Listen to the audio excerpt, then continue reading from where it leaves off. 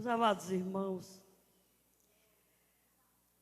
nós queremos iniciar essa ministração falando de aliança. Como nós estamos ministrando sobre família, então vamos falar de aliança como compromisso feito entre um homem e uma mulher e Deus. O nosso grande problema hoje com o aumento do divórcio é porque nós nos esquecemos que quando nós assumimos uma aliança, que é um compromisso entre duas pessoas, nós assumimos, na verdade, um compromisso também com Deus. Então, na vida do crente, a aliança acontece entre três pessoas: o homem, a mulher e Deus.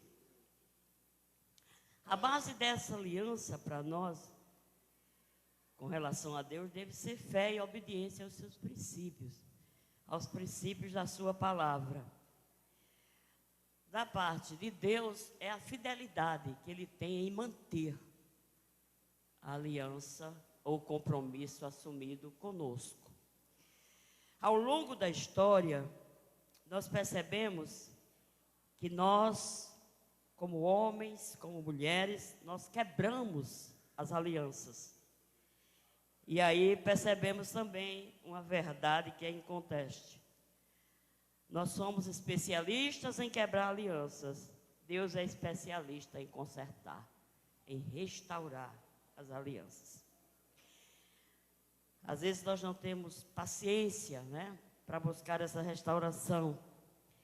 Mas Deus sabe fazer isso muito bem. Nós vivemos numa sociedade que os conceitos acerca de casamento mudaram. Hoje há muitos conceitos, há muitas ideias.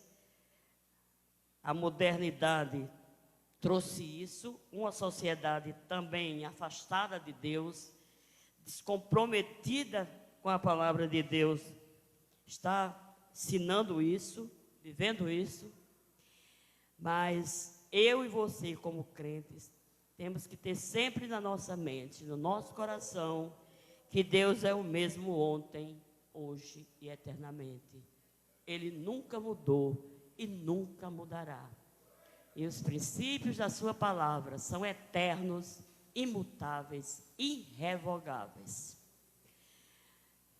Nós temos agora aí uma notícia, eu não sei quem acessa redes sociais sabe, só escuto, que o Papa está querendo trocar a Bíblia por um livro que eles vão escrever.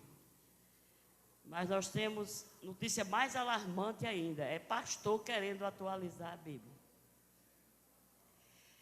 A Bíblia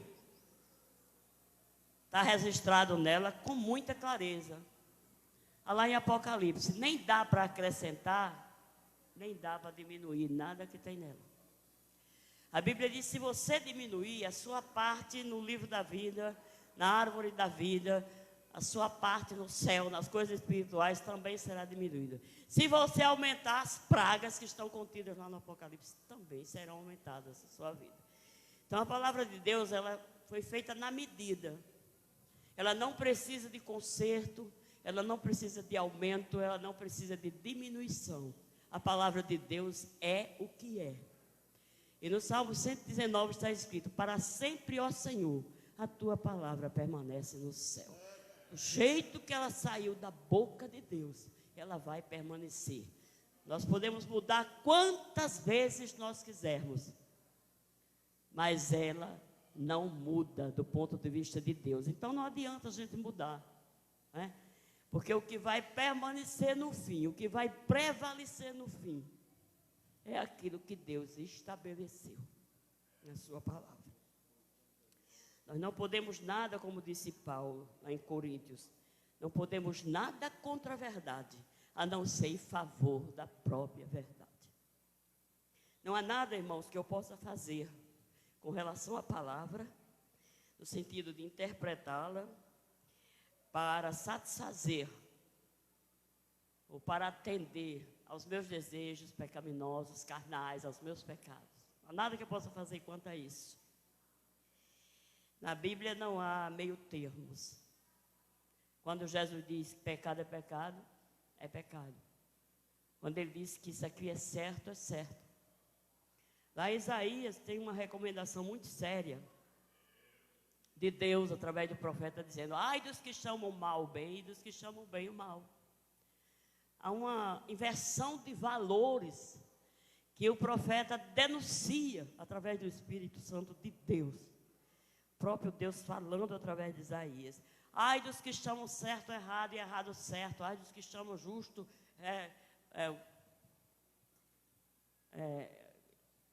injusto e do que chama injusto justo. Do amargo doce e o doce amargo. Na Bíblia, amargo é amargo, doce é doce. Certo é certo, errado é errado. Justo é justo, injusto é injusto. Santo é santo, profano é profano. Eu não tenho como alterar isso, por mais que eu queira. Nem para dar cobertura aos meus pecados, nem para dar cobertura aos pecados de ninguém. Então nós vivemos uma sociedade que inverteu os valores. E a igreja não pode entrar nesse caminho, ela não pode aprovar isso, ela não pode avalizar isso. Nós somos taxados quando falamos, por exemplo, contra essas práticas homossexuais, contra essa questão de gênero, né? Nós somos taxados de pessoas preconceituosas, pessoas que odeiam homossexuais, mas não existe nada disso. Nós não odiamos nada disso. O que nós não concordamos e não podemos avalizar é a prática, porque a Bíblia condena, né? Deus ama o pecador, mas Deus odeia o pecado. Deus ama todo homossexual, assim como Ele ama toda criatura humana. Mas Deus odeia a prática do homossexualismo, como está escrito. Por que que Deus odeia? Porque tudo que Deus fez foi bem feito. Tudo que Deus fez foi perfeito. Quando Deus começou a raça humana, Ele criou um homem e uma mulher. Ele não criou dois homens, Ele não criou duas mulheres. E a esse homem e a essa mulher, o próprio Adão reconhece: é carne da minha carne, é osso do meu osso. E Deus disse que só a morte podia separar aquilo que ele tinha unido. Isso é princípio, que a gente pensa que quebra, mas Ele é quem nos quebra mais na frente. Porque isso é desconsiderar que o que Deus fez é perfeito. Pode olhar que quando Deus terminou toda a criação, a Bíblia diz: e viu Deus que tudo que Ele criou era muito bom. Mas houve uma coisa que Deus não achou boa. Deus viu que não era bom que o homem estivesse só. E aí Ele disse: vou lhe fazer uma companheira. Por que eu vou fazer um companheiro? Vou lhe fazer uma ajudadora, uma idônea, alguém que esteja como que diante dele, não está atrás, não está na frente, está de lado. E quando nós adotamos essas práticas que o mundo hoje quer colocar de goela abaixo, quer que a gente aceite, quer que a gente avalize, quer que a gente diga que é certo, que toda forma de amor é correta, nós estamos simplesmente desconsiderando o que Deus fez. E nós não podemos ignorar isso. Não podemos. Deus criou princípios para o casamento, de onde se originou a família. Não é? Antes de Deus começar a família, o que Ele fez? Ele casou Adão e Eva. Uma vez eu ouvi um irmão que era junto, né? Junto aqui no sentido de não ter casado no civil, já era idoso. E ele disse assim: eu não encontro casamento na Bíblia. Quem foi que casou Adão e Eva? E eu pergunto: quem é o juiz de toda a terra? Quem casou Adão e Eva foi Deus. Deus uniu Adão e Eva, que é o supremo juiz, o juiz maior. Foi a partir da união que Deus fez, está aqui a tua mulher, está aqui o teu marido, que a família começou a aparecer, que os filhos começaram a surgir. Então a gente precisa considerar essas coisas, porque são coisas que Deus estabeleceu, e tudo que Deus faz, Ele faz com propósito e faz para o nosso bem. Quando Deus só fez um homem para uma mulher e uma mulher para um homem, Ele estava querendo simplesmente proteger a família. Eu e você aqui somos inteligentes o suficiente para saber que quando um casal se divorcia, quem mais sofre emocionalmente são os filhos. Nós vemos filhos indo para psiquiatra, nós vemos filhos indo para psicólogo, nós vemos filhos querendo se matar. Por quê? Porque por mais errada que tenha sido a mãe, ou por mais errado que tenha sido o pai, é pai e é mãe. E os filhos querem ver os dois juntos. Você não vai encontrar nenhum filho dizendo, a não ser que ele seja ímpio, eu não sei qual a situação aí também de um ímpio, mas você não vai encontrar nenhum filho dizendo que quer que a mãe e o pai se separem. Então nós precisamos entender isso, que quando Deus proibiu, né, no início, o divórcio, quando ele disse que só a morte separaria um casal, ele estava protegendo emocionalmente o homem, a mulher, mas principalmente os filhos. Os filhos. Então, nesse texto, dá para perceber o quanto Jesus prioriza a família. Porque Jesus começou os seus milagres num casamento. Isso não está aqui à toa. Isso não está aqui apenas por estar. Isso está aqui porque Jesus quis nos mostrar o quanto Ele prioriza essa questão. O quanto Ele dá prioridade a isso. O primeiro milagre que Jesus fez foi num casamento. E eu quero que você preste atenção aqui a algumas coisas que esse texto vai nos ensinar. O que foi que deu ocasião a esse milagre? Primeiro, faltou vinho. Segundo, Jesus foi convidado. Jesus não chegou lá de última hora, não foi de penetra. Eles não chamaram Jesus apenas porque a necessidade do milagre aconteceu. Não, a Bíblia diz muito claro, Jesus e seus discípulos foram convidados. A primeira lição que a gente aprende aqui é para um casamento dar certo, para uma família dar certo, nós precisamos convidar Jesus para estar nele. Não só para assistir o casamento, não, mas para estar diariamente na nossa vida, no nosso lar, no meio da nossa família. Porque, irmãos, os conflitos, as crises vão acontecer. Quando você casa, é o primeiro amor. Né? Vocês já me ouviram contar uma história aqui? Eu vou repetir agora, eu não posso perder muito tempo por causa da hora, mas eu vou repetir aqui. E o rapaz e a moça estavam sentados no banco da praça, eram noivos. Tinha uma lua muito bonita, de repente uma nuvem cobriu a lua. E aí a moça foi e perguntou para o rapaz. Podia ter ficado sem essa, né? Mas infelizmente. Porque foi que a nuvem cobriu a lua. E ele disse, é porque a sua beleza é tão grande que estava ofuscando a lua. Então, a nuvem foi e cobriu. Aí, alguns anos depois, 2, 3, não sei, porque essa questão aí difere, né, de pessoas para pessoas. Estavam sentadas no mesmo banco, na mesma praça, lá vem a lua, e a nuvem cobre a lua de novo. E ela caiu na besteira de perguntar. O que foi que aconteceu aquilo? E ele disse, abestada, idiota, lesada, não está vendo que foi a nuvem que cobriu a lua? Quer dizer, era completamente diferente, né? A situação era outra. Alguns especialistas aí em casamento dizem que o vinho, a alegria, a satisfação, né? O primeiro amor, dizem que dura até os 7 anos. Eu não sei como é isso. Eu acho que pode diferir de casal para casal, mas geralmente tem um ditado que diz que quem consegue ultrapassar a barreira dos 7 anos, no mínimo vive mais 7. Porque a maioria dos casamentos se acabam antes disso.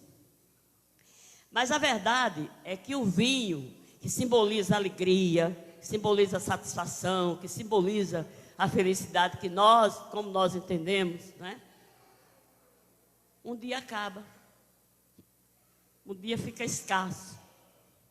Né? Isso acontece em todo casamento.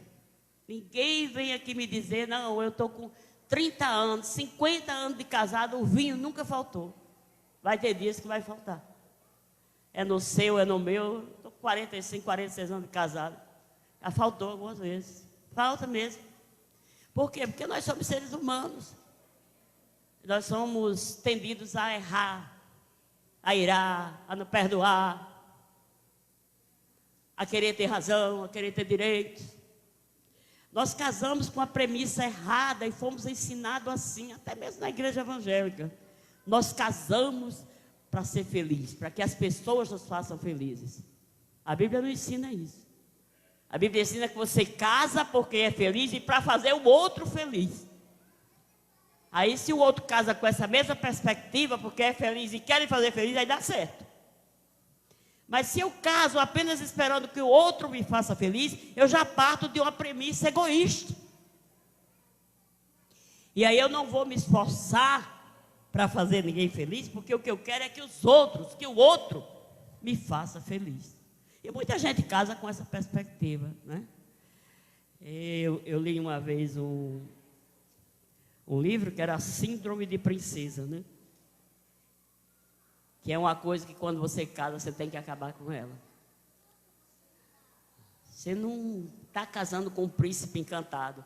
Porque se você achar que ele é um príncipe encantado, ele vai virar sapo mais cedo do que o que você imagina. Porque não é. Você tem defeitos e você sabe disso. Seu marido tem também. Não adianta você pensar, eu tenho um casamento perfeito. É mentira sua, porque não tem casamento perfeito entre duas pessoas imperfeitas. Você pode construir um bom casamento, ter um bom relacionamento, mas perfeição não existe a partir do momento que você é imperfeito e seu marido também é imperfeito. Então a gente se cria com essa fantasia que vai ter um casamento dos sonhos, que vai ter um casamento perfeito. Até o casamento da princesa Diana acabou, fracassou. E era considerado o casamento do século, dos sonhos. E era um príncipe e uma princesa. Por quê? Porque ao longo da convivência, os relacionamentos vão se desgastando. As pessoas vão mostrando realmente o que são. Não dá para botar uma máscara, como você bota uma maquiagem e tira de noite para dormir. Não dá para botar 40 anos, 30 anos, 20 anos, 7 anos, não dá. Em algum momento os defeitos vão aparecer, porque fazem parte do seu caráter, da sua personalidade, fazem parte de você. Se quando a gente casasse, irmãos, a gente deixasse os defeitos tudo em casa, aí não deixa. É por isso que o irmão diz que a gente é uma mala sem alça, porque a gente leva dentro da mala todos os defeitos. Tanto o homem como a mulher. E quanto mais cedo a gente entender isso, melhor, porque a gente vai tentar trabalhar isso. Vai tentar melhorar. Mas alguém casa com você e só quer encontrar virtudes em você. Aí você casa com fulano e só quer encontrar virtudes nele. E os defeitos ficam onde? Vem junto, faz parte da bagagem. Aí nós queremos que o marido aceite os nossos defeitos, mas não queremos aceitar os dele. Aí o marido quer que a mulher aceite os defeitos dele, mas não quer aceitar os nossos. Não funciona assim, porque casamento não é uma via de mão única, mas de mão dupla. E a gente precisa entender isso.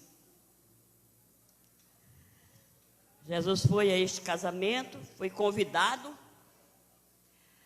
mas lá pelo meio da festa, começou tudo muito bem, todo mundo tomando vinho, todo mundo se alegrando, todo mundo na maior felicidade, na maior satisfação, está tudo às mil maravilhas. Mas lá pelo meio da festa, geralmente as bodas eram 7 dias, acabou o vinho, acabou cedo, né? Pela metade, acabou o vinho. Aí, o pessoal se apavoraram, porque dizem que uma das piores coisas de um casamento era faltar vinho. Era uma das maiores vergonhas que o noivo e a noiva passavam, que a família passava.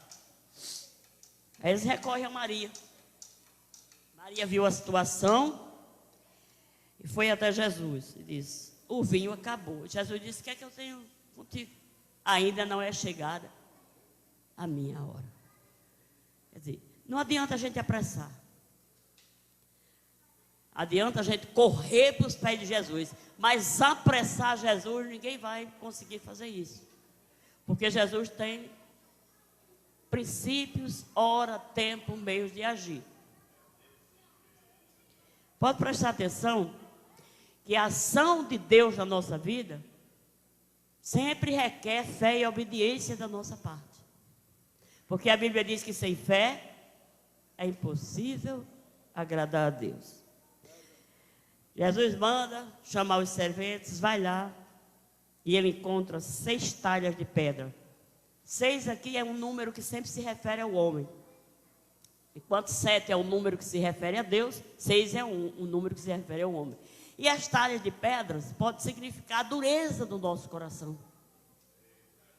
Nós somos duros na queda, irmão. Somos duros para crer, somos duros para obedecer. Somos duros para nos humilhar diante de Deus, para recorrer a Ele. Muitas vezes, às vezes a gente tenta todos os recursos para entender que não tem jeito, não tem saída, a poder chegar até Jesus. E quando Jesus vê as 6 talhas, ele diz para os homens: encham-nas até, não cabe mais, até o teto, até a borda. E veja que eles obedecem. Eles não questionam: para que nós vamos botar água aqui? Está faltando é vinho, né? Água. A água aqui é um símbolo da palavra e do Espírito. Não há milagre fora disso. Se a gente não atentar para o que o Espírito Santo fala, para o que a palavra diz, se a gente não crê nisso, como é que o milagre vai acontecer? Milagre é resultado de fé. E a Bíblia diz que eles obedeceram sem questionar. Jesus disse: encha, eles encheram. 6. Cada uma cabia 2 ou 3 metretas. Eles encheram todas 6. E aí, quando eles terminaram de encher, Jesus disse: agora peguem, encham as vasilhas e levem lá para o mestre-sala. Eles podiam ter dito: levar água. Está faltando é vinho, né? Água não. Mas a Bíblia diz que eles também não questionaram. O nosso maior problema em receber milagres é o nosso questionamento. Parece que nós medimos Deus por nós. Nós não podemos muita coisa, às vezes não podemos nada. E aí começamos a colocar isso na conta de Deus também. Nos esquecemos que Deus é o Deus dos impossíveis, né? O Deus do impossível. E aí eles obedeceram. Encheram lá as vasilhas, as canecas, e levaram para o mestre-sala. Quando o mestre-sala prova, qual é a constatação? Ele não sabia de onde tinha vindo, mas os empregados sabiam que tinham tirado o vinho de talhas que tinham apenas água. Quando ele toma o vinho, quando ele experimenta, que esse era o papel do mestre-sala, experimentar se servir, o que é que ele diz? Ele chama o esposo e reclama, ele diz: todo mundo faz o contrário. Coloca o bom vinho primeiro. Aí quando o povo já está mais para lá do que para cá, né, não está sabendo mais discernir muita coisa, aí coloca o vinho ruim, porque o cara toma pensando que ainda é o bom. Você fez o contrário. Você colocou primeiro o vinho inferior e deixou por último o melhor vinho. O que é que nós aprendemos com isso? A família pode ter suas crises, pode ter seus conflitos, mas nem por isso é obrigado a se acabar. Você pode trazer Jesus, apelar para Ele, chamar por Ele, trazê-lo para o meio dessa crise. Observar, obedecer os princípios da sua palavra, porque a sua parte você tem que fazer, Deus não vai fazer tudo sozinho. E você pode ter o quê? Você pode ter um casamento melhor do que antes. Você pode ter um vinho novo, muito melhor, muito mais alegria, muito mais satisfação do que você tinha antes da crise, antes do conflito, né? Eu já ouvi alguns casais dizendo, não que isso seja parâmetro para ninguém, mas dizendo: eu gosto de brigar com minha mulher, porque o melhor da briga é a reconciliação. Mas isso são brigas. Misericórdia.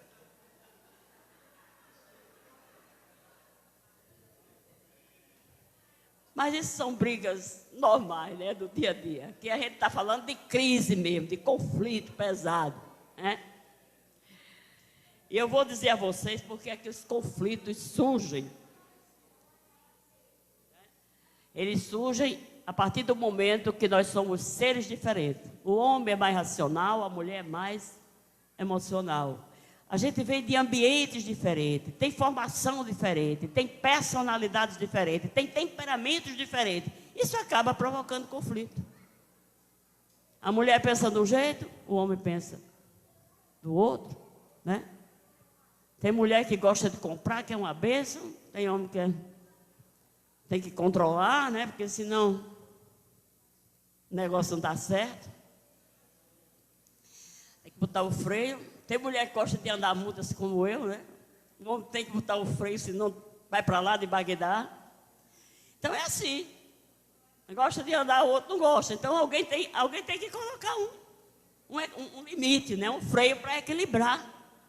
Mas a gente não entende assim. A gente acha que se gosta de comprar, tem que estourar tudo que é cartão de crédito, tem que ir acima do limite e o marido tem que aceitar. Ou vice-versa.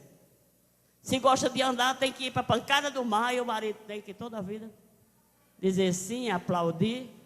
Não é assim que funciona. Então os conflitos muitas vezes surgem daí, dessas diferenças que existem. Um gosta de uma coisa, né? O outro não gosta. Eu gosto de praia, Davi não gosta. Então o que acontece? Eu cedo aqui, ele cede ali. Aí ele vai para a praia, não consegue ficar mais do que 2 dias, 3 no máximo, aí vem embora. Meu Deus, uma despesa tão grande para mim, ficar só 3 dias. Mas é assim, a gente cede e vem. Ou não, vai embora que eu fico aqui. Não é assim que funciona. Entendeu? Então a gente tem que prestar atenção nisso. Porque às vezes um gosta de uma coisa e o outro gosta de outra. Politicamente falando, nós passamos a vida toda, eu sendo bicuda e Davi Bacurau. Hoje eu não sou mais nada, graças a Deus. Mas a gente tinha esse tipo de conflito. Quando chegava a eleição, voto de fulano, voto de ciclano. Eu não gostava, né? Então, mas isso é um tipo de conflito que a gente mesmo resolve. Mas quando a gente deixa isso chegar numa esfera maior, né? Criar raiva, criar ressentimento, criar ódio, aí precisa botar Jesus de Nazaré no negócio.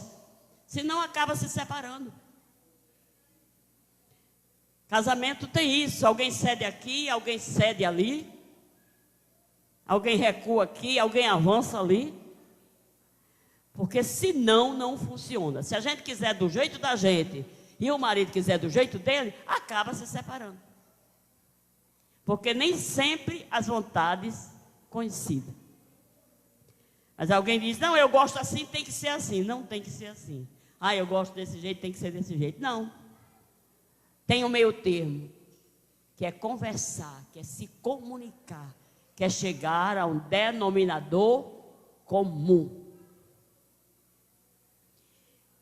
Apesar de Deus ter colocado o marido como cabeça, mas ele colocou um marido como cabeça com autoridade, não com autoritarismo. E o pior é a mulher, que nem o cabeça é, né? Não é autoridade, e às vezes quer usar de autoritarismo. Não funciona, porque nós não podemos quebrar princípios que a palavra de Deus estabeleceu como imutáveis, inquebráveis. Né? Nós precisamos prestar atenção nisso. Eu vou terminar, meu tempo está acabando, mas vou terminar dizendo: não deixe a crise se instalar no seu casamento. Antes que ela se instale, convide Jesus para participar do negócio. E faça isso orando, faça isso lendo a palavra, faça isso obedecendo princípios, porque o seu vinho vai ser muito melhor do que o vinho que você tinha no início do seu casamento. A Bíblia diz que a mulher sábia edifica a sua casa, mas a tola com as suas próprias mãos derruba. Eu sei que que tem certos casos de separação que são difíceis de se reconciliar, são difíceis de evitar. Mas é porque a gente deixa a crise se agravar demais. Se a gente chamar Jesus no começo do negócio, dá certo. Porque a pessoa que tem mais desejo que o seu casamento dure até que a morte separe, é nosso Senhor e Salvador Jesus Cristo. Amém.